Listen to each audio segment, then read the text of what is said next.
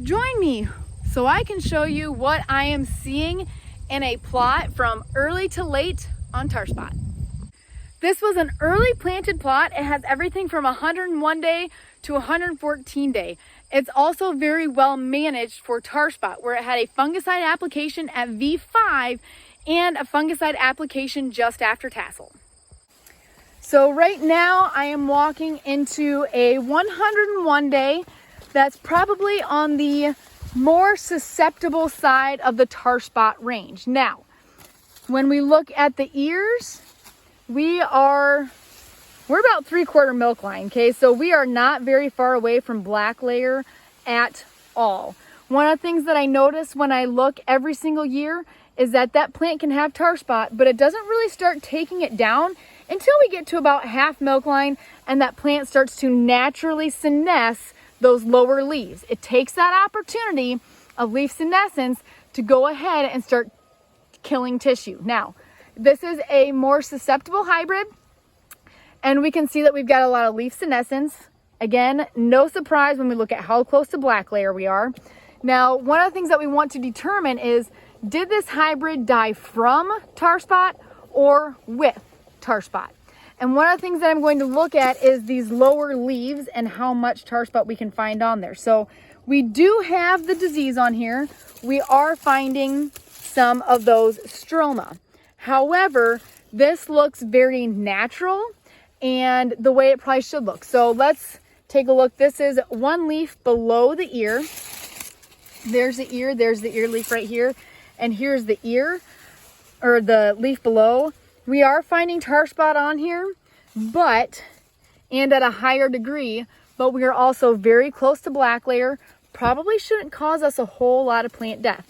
One of the things is that when you make that V5 application, it's like start clean, stay clean. So we're keeping that Tar Spot from festering and building down here, keeping it cleaner so that there's not as much to infect the upper canopy when our tassel application starts to run out. So we're seeing high levels in this mid canopy, ear leaf and the leaf above the ear leaf, but we're so close to black layer that this probably isn't going to give us much of a yield hit. So where that last 101 day hybrid I was in, this is a 105 day that actually has very good stay green. That 101 day is more of a die and a dry. So that Tar Spot sees that opportunity of those leaves just like giving up because the plant doesn't care about them anymore. This is a 105 day that has really good harvest appearance and stay green. And just from that little maturity difference between the 101 and the 105, and the difference in plant type where you have that die and dry versus that good stay green and plant intactness, just that makes it look like it's better for Tar Spot, when in fact we've actually got very similar infection. It just gives it a very different look. So here we're in a 106 day that has very quick die and dry, and the way it's senescing looks much different than that 105 day right next to it that has very good stay green, where just because of the type of plant that it has, it's very similar maturity, 105 versus 106. But we've got 105 over there that is 105 day that has very good stay green. This one is 106 day that's more of a die and dry. So it is going to look a little bit trashier, but we also have very similar levels of Tar Spot, but the Tar Spot isn't killing it. It just looks worse overall because it's die and dry. It's going to get rid of those leaves quicker. All right, just for funsies, we're going to go directly to a 114 day. So I want you to remember in your mind what that 101 day looked like, and that was that 3/4 milk line.